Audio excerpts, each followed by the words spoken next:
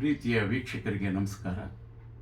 ನಾನು doctor Naveen G, ಸಲಹಾ ತಜ್ಞರು, ತಜ್ಞ ವೈದ್ಯರು, ಮಧುಮೇಹ ಸಲಹಾ ತಜ್ಞರು, ಟಿ ನರಸೀಪುರ. ಈ ದಿನದ ವೈದ್ಯಕೀಯ ಚಿಂತನ ಮಂಥನ ಭಾಗ 24. ಇದಕ್ಕೆ ತಮಗೆಲ್ಲರಿಗೂ ಸ್ವಾಗತ, ಸುಸ್ವಾಗತ. ಈ ದಿನದ ಶುಭಾಷಿತ ಏನಪ್ಪ ಅಂತ ಅಂದರೆ, ಪ್ರತಿಯೊಂದು ನೋವು ಒಂದು ಪಾಠವನ್ನು ಕಲಿಸುತ್ತದೆ. ಪ್ರತಿಯೊಂದು ನೋವು ಒಂದು ಪಾಠವನ್ನು ಕಲಿಸುತ್ತದೆ.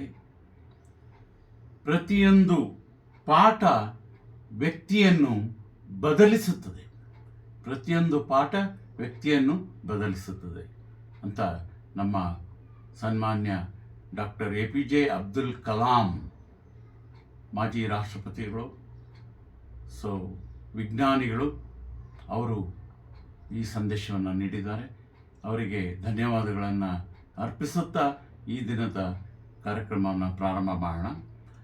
ಈ ದಿನ ಮಧುಮೇಹ ರೋಗಗಳಲ್ಲಿ ಮಧುಮೇಹ ರೋಗದ ಲಕ್ಷಣಗಳು ಏನು, ಮಧುಮೇಹ ರೋಗದ ಲಕ್ಷಣಗಳು ಅಂತ ತಿಳ್ಕೊಳ್ಳೋಣ. ಎಷ್ಟೋ ಸಾರಿ ಮಧುಮೇಹ ರೋಗ ಬಂದಿದೆ ಅಂತ ಎಷ್ಟೋ ಜನಕ್ಕೆ ಗೊತ್ತೇ ಆಗೋದಿಲ್ಲ. ಆದರೆ ಯಾಕೆ ಅಂದರೆ ಅದರಲ್ಲಿ ರೋಗ ಲಕ್ಷಣಗಳೇ ಇರೋದಿಲ್ಲ. ಮಧುಮೇಹ ಬರೋಕ್ಕೆ ಮುಂಚೆ ಎಸ್ಪೆಷಲಿ 1 ವರ್ಷ 2 ವರ್ಷ, ಎಸ್ಪೆಷಲಿ ಟೈಪ್ 2 ಡಯಾಬಿಟಿಸ್ ಮೆಲೈಟಸ್ ಅಂತ ನಾವೇನು ಹೇಳ್ತೀವಿ, ಅವರಲ್ಲಿ 1 ವರ್ಷ 2 ವರ್ಷ ಪ್ರೀ ಡಯಾಬಿಟಿಕ್ ಸ್ಟೇಟ್ ಅಂತ ಇರುತ್ತೆ. ಅದರಲ್ಲಿ ಒಂದು ಸಾರಿ ಯಾವುದು ಜಾಸ್ತಿ ಅಕ್ಕಿ ಪದಾರ್ಥ ತಿಂದಾಗ, ಸ್ವೀಟ್ಸ್ ತಿಂದಾಗ ಶುಗರ್ ಏರ್ತಾ ಇರುತ್ತೆ, ಅಲ್ಲಿ ಇನ್ಸುಲಿನ್ ಉತ್ಪತ್ತಿ ಆಗೋದಿಲ್ಲ. ಈ ಪಾರ್ಟಿಗಳು ಎಲ್ಲ ಮಾಡಿದಾಗ ಕೆಲವು ಸಾರಿ ನಾರ್ಮಲ್ ಊಟ ತಿಂಡಿ ಮಾಡಿದ್ರೆ ನಾರ್ಮಲ್ಗೆ ಬಂದ್ಬಿಡುತ್ತೆ. ಹೀಗೆ ಅವಾಗ 1 ವರ್ಷ 2 ವರ್ಷ ಆ ಸ್ಟೇಟಲ್ಲಿ ಇರ್ತಾರೆ. ಎಷ್ಟೋ ಜನಕ್ಕೆ ರೋಗ ಲಕ್ಷಣಗಳೇ ಇರೋದಿಲ್ಲ. There will be no symptoms. ಎಷ್ಟೋ ಸಾರಿ ನಾವು ಇನ್ಸಿಡೆಂಟಲ್ ಫೈಂಡಿಂಗ್ ಅಂತ ಅಂದರೆ, ಅವರು ಯಾವುದೋ ಒಂದು ಉರಿಮೂತ್ರ ಅಂತ ಬರ್ತಾರೆ ಹೆಣ್ಮಕ್ಳಲ್ಲಿ ಪದೇ ಪದೇ, ಅಲ್ಲಿ ನೋಡಿದ್ರೆ ಯೂರಿನ್ ಶುಗರ್ ಇರುತ್ತೆ, ಬ್ಲಡ್ ಶುಗರ್ ಇರುತ್ತೆ. ಅಥವಾ ಏನೋ ಚರ್ಮದಲ್ಲಿ ತುರ್ಕೆ ಅಂತ ಬರ್ತಾರೆ, ಅಲ್ಲಿ ನೋಡಿದ್ರೆ ಒಂದು ಉಳ್ಕಡ್ಡಿ, ಗಜಕರ್ಣ ಏನೇ ಇರ್ಬೋದು, ಆವಾಗ ಟೆಸ್ಟ್ ಮಾಡಿದಾಗ ಶುಗರ್ ಇರುತ್ತೆ. ಆಗಾಗ ಇದು ಬಿಳಿ ಬಟ್ಟೆ ಆಗೋದು ಹೌದು. ಮತ್ತು ಕೆಲವು ಸಾರಿ ಈ ಮಾಮೂಲು ಸುಸ್ತು, ಈ ಥರ ಕೆಲವು ಇದಕ್ಕೆ ಕಾಲು ಉರಿ ಅಂತ ಬರ್ತಾರೆ. ಅಧಿಕವಾಗಿ ಕೂದಲು ಉದುರುತ್ತೆ ಅಂತ ಬರ್ತಾರೆ. ಆವಾಗ ಟೆಸ್ಟ್ ಮಾಡಿದ್ರೆ ಶುಗರು, ಬ್ಲಡ್ ಶುಗರು ಜಾಸ್ತಿ ಇರೋ ಸಾಧ್ಯತೆಗಳು ಇರುತ್ತೆ. ಅದನ್ನು ನಾವು ಪರೀಕ್ಷೆ ಮಾಡಿ ಅದನ್ನು ಅವ್ರಿಗೆ ಸರಿಯಾದ ಸಲಹೆ ನೀಡಿ ಇದನ್ನು ಮ್ಯಾನೇಜ್ ಮಾಡಬೇಕು.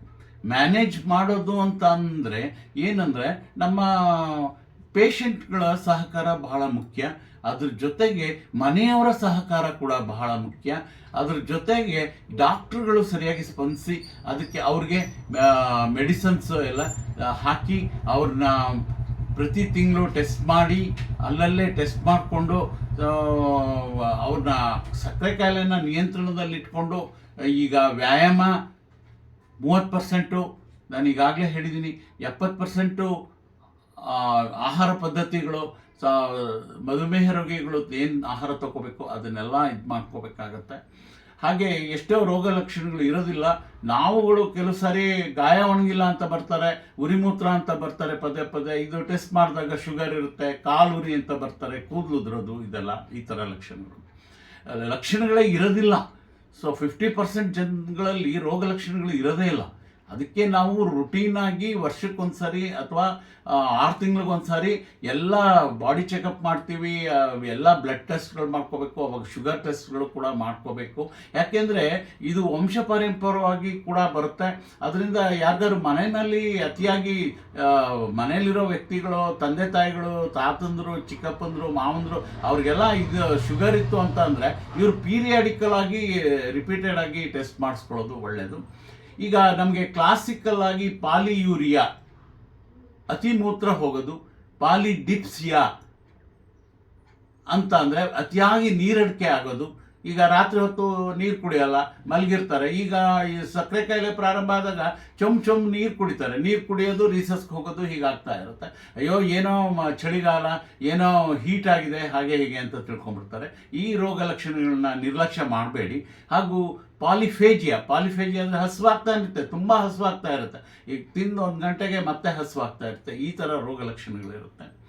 ಎಷ್ಟೋ ಸರಿ ಮಕ್ಕಳಲ್ಲಿ ಏನಾಗುತ್ತೆ, ಈಗ ಡಯಾಬಿಟಿಕ್ ಮದರ್ಸ್ಗೆ, ಡಯಾಬಿಟಿಕ್ ಬೇಬಿ ಇದ್ದಾಗ ಸೊ ಏನಾಗುತ್ತೆ, ತುಂಬ ಹಸುವಾಗುತ್ತೆ, ಆ ಮಗು ಅಳುತ್ತೆ, ಅದಕ್ಕೆ ಇನ್ಸುಲಿನ್ ಉತ್ಪತ್ತಿ ಆಗೋದೇ ಇಲ್ಲ, ಆವಾಗ ಪ್ರಜ್ಞೆ ಹೋಗ್ಬಿಡುತ್ತೆ. ಕೀಟೋಸಿಡೋಸಿಸ್ ಅಂತ ಹೇಳ್ತೀವಿ.